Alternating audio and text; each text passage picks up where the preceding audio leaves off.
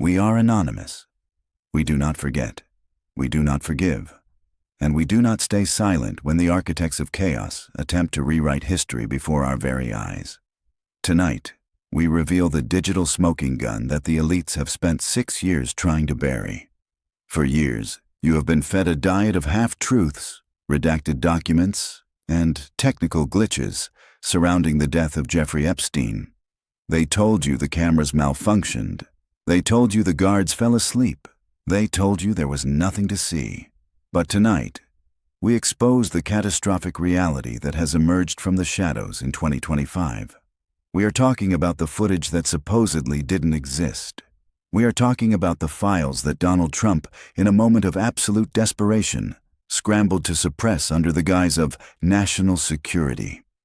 What we are exposing tonight is not just a failure of the prison system. It is a calculated digital purge orchestrated at the highest levels of power. We have analyzed the 11 hours of footage released by the Department of Justice in July 2025. We have dissected the metadata. We have synchronized the timelines. And the conclusion is terrifyingly simple. The tapes were not lost. They were edited. They were scrubbed. And the panic we are witnessing from the current administration, specifically the sudden reversal on the Epstein Transparency Act in November 2025, is not about protecting the nation. It is about protecting themselves. The narrative they built is collapsing. The suicide verdict, the convenient camera failures, the lost footage from July 2019, it was all a house of cards. And now, thanks to forensic analysis confirmed by mainstream outlets like CBS News and The Guardian, we know that the video files from the Metropolitan Correctional Center were manipulated. We are looking at a cover-up that spans 2 administrations, involving the Department of Justice, the FBI, and now the executive branch itself. Donald Trump promised you the truth. He stood on campaign stages in 2024 and swore he would declassify everything. "I will unseal the files," he said. But when the moment came, when the evidence threatened to burn down the entire political establishment, he blinked. He panicked. And tonight, we are going to show you exactly why. We are going to walk you through the missing minute, the phantom figure in orange, and the metadata that proves a crime was committed long after Epstein took his last breath. Let's start at the beginning. To understand the magnitude of what has happened in 2025, we must return to the hellscape of the Metropolitan Correctional Center in August 2019. This was not a normal prison. It was a fortress designed to hold the most dangerous terrorists and drug lords on the planet.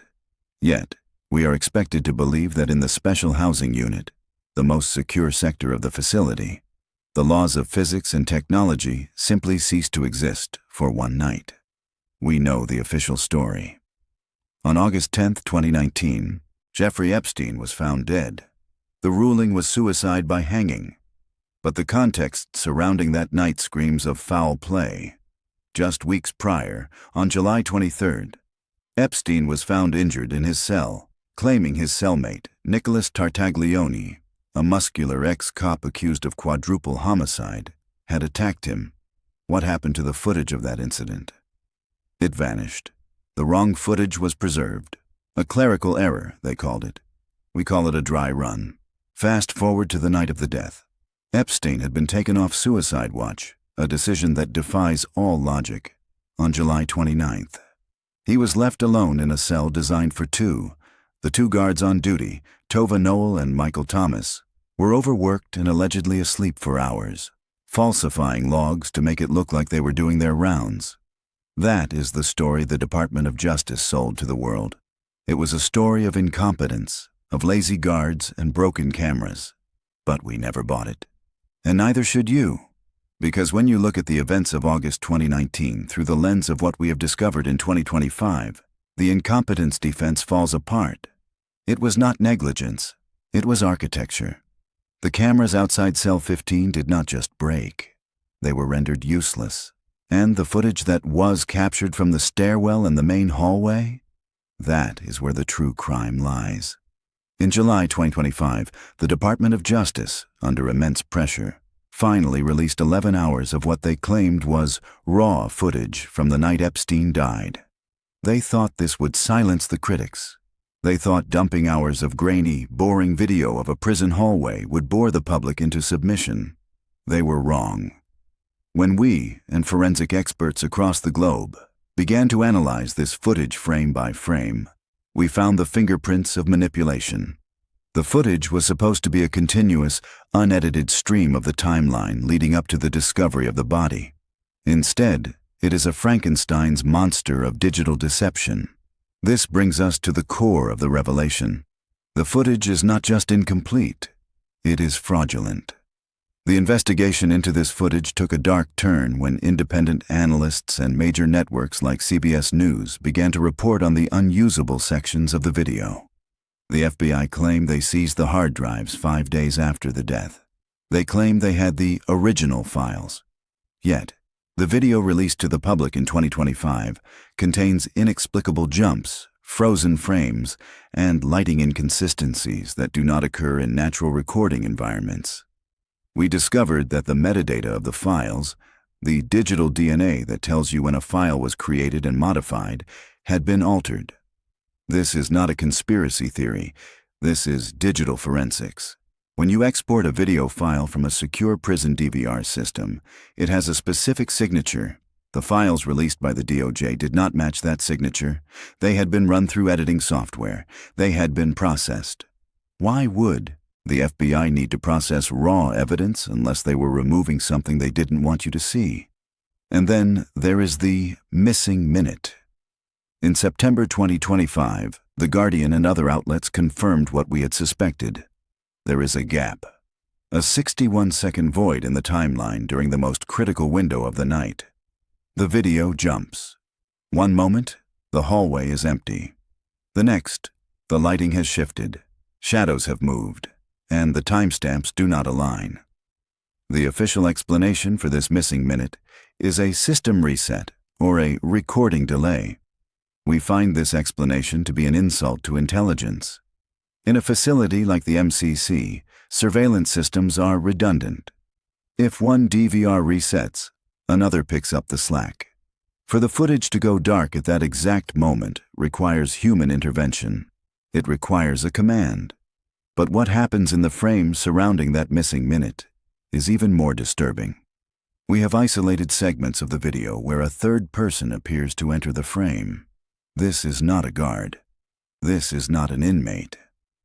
In the grainy, low-light footage, there is a figure, sometimes described as an orange blur, sometimes as a shadow.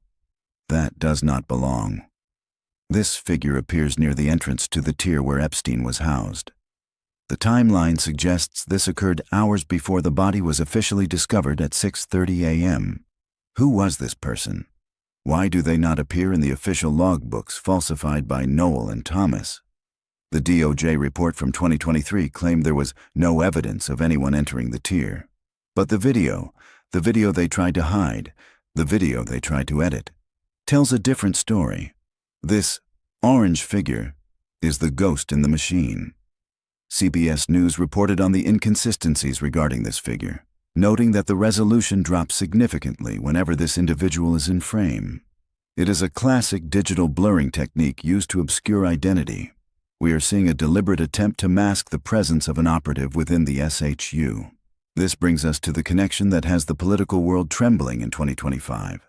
Why would the footage be released in such a compromised state?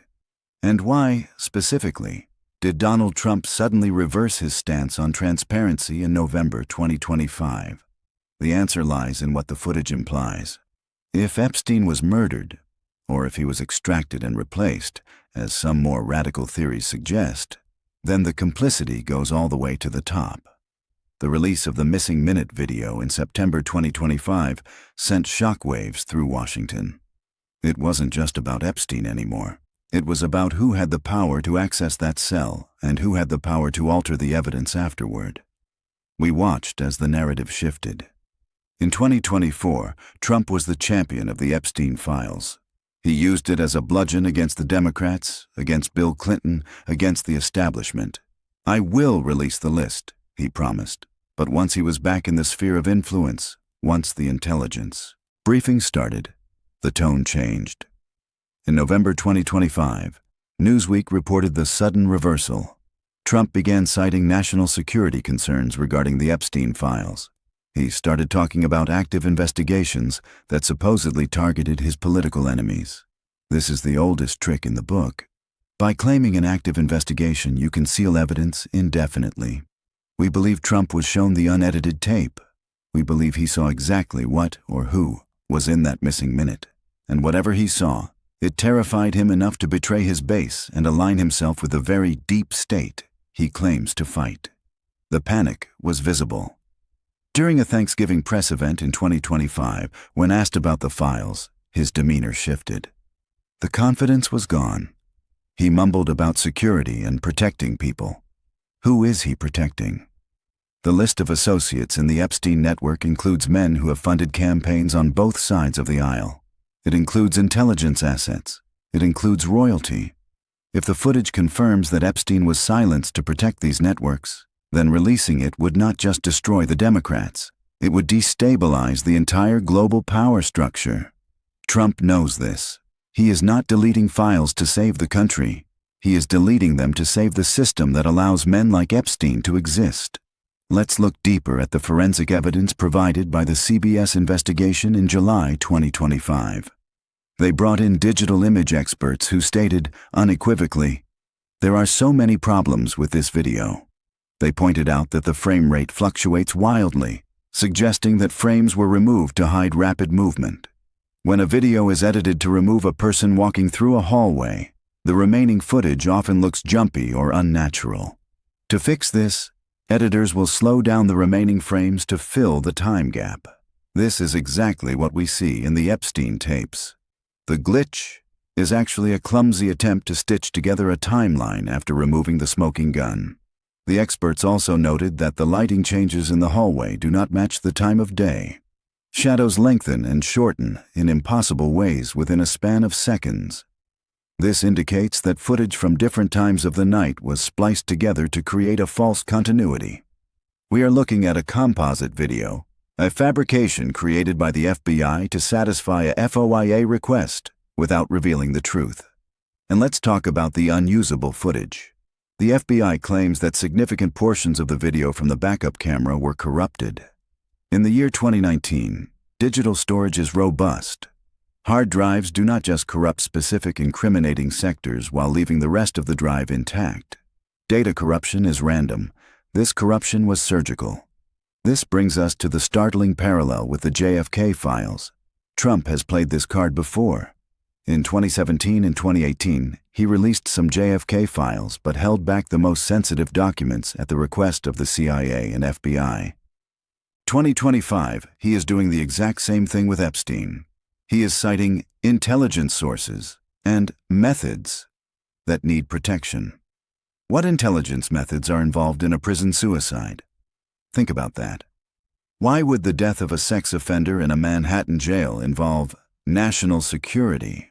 Unless that sex offender was an intelligence asset. Unless the footage reveals an operation conducted by an agency that cannot be named. The parallels are undeniable. In both cases, the truth is held hostage by the claim that the public cannot handle the reality. But we know the truth. The reality is that the surveillance state works perfectly when it wants to catch a whistleblower or a protester. It only malfunctions when the cameras are pointed at the crimes of the elite. We must also address the third man theory in more detail. The footage released in 2025 shows this figure, this anomaly, entering the SHU. We have cross-referenced this with the timeline of the guards' falsified logs. At the exact moment this figure appears, the guards were supposedly asleep. Or were they? Is it possible that Noel and Thomas were told to stay away? Were they ordered to sit at their desks and look the other way while a specialized team entered the tier? The sleep defense has always been convenient. It implies laziness rather than complicity. But if you watch the edited footage, you see shadows moving in the guard station that suggest activity, not slumber. We suspect that the missing minute covers the entry and exit of this team. The 61 seconds that vanished are the 61 seconds that prove it was a hit. And Trump's Justice Department knows this. They released the video with the cut because they had no choice. The pressure was too high, but they made sure the incriminating moments were scrubbed. Now, let's talk about the specific legal maneuvering that took place in late 2025. The Epstein Transparency Act was sitting on the president's desk. It passed Congress with bipartisan support. The people wanted answers, and Trump blocked it. He used a pocket veto strategy, delaying the signing, then adding signing statements that gutted the bill's power. He created loopholes. He authorized the Attorney General, Pam Bondi, to withhold any document that could interfere with active investigations. And suddenly, a new investigation into Epstein's finances was announced. How convenient. A new probe into dead man's money laundering provided the perfect legal shield to keep the videos of his death locked away forever. This is the betrayal. Millions of people voted for Trump believing he would burn down the corrupt system. Instead, he is using the system's own tools, classification, redaction, and fake investigations, to keep the secrets buried. He has seen the ghost in the machine, and he has decided to protect it. We also need to discuss the broader context of what was happening in New York at the time. In August 2019, the MCC was in chaos. But it wasn't just incompetence. We have uncovered reports of maintenance crews working in the SHU in the days leading up to Epstein's death. Who were these crews? Were they installing the bypasses that allowed the cameras to be switched off? The BBC reported in December 2025 on new images from Epstein's island, showing rooms equipped with hidden cameras for blackmail. Epstein was the master of surveillance. It is a supreme irony, and perhaps a poetic justice, that his death is shrouded in a surveillance mystery. But the difference is, Epstein used tapes for leverage. The government uses the lack of tapes for cover. We are watching a controlled demolition of the truth. The narrative is being reshaped to make Epstein a lone wolf who killed himself out of despair, while the systems around him failed by accident. But the data does not lie. The metadata on the released files proves human intervention. The missing minute proves deletion. The Trump reversal proves panic. They think that by releasing the edited footage, they have satisfied the public curiosity. They think that by blaming technical errors, they can wash their hands of the blood. But they have underestimated the power of the collective. We have analyzed every pixel. We have enhanced every shadow. And what we see is a crime scene that extends far beyond Cell 15. The crime scene is the Department of Justice server room. The crime scene is the Oval Office. The crime scene is the media that accepted the glitch narrative without question for 6 years. This is not over. The release of the 2025 footage was a mistake on their part. They thought it was sanitized enough. They didn't realize that the edit points themselves are evidence. They didn't realize that the missing minute speaks louder than the 11 hours of silence. We are calling on every digital soldier, every forensic analyst, every citizen with eyes to look at the evidence. Do not listen to what they say. Look at what they deleted. Look at the panic in their eyes when you ask about the orange figure. Look at the fear in the administration as they scramble to find new legal reasons to hide the rest of the files.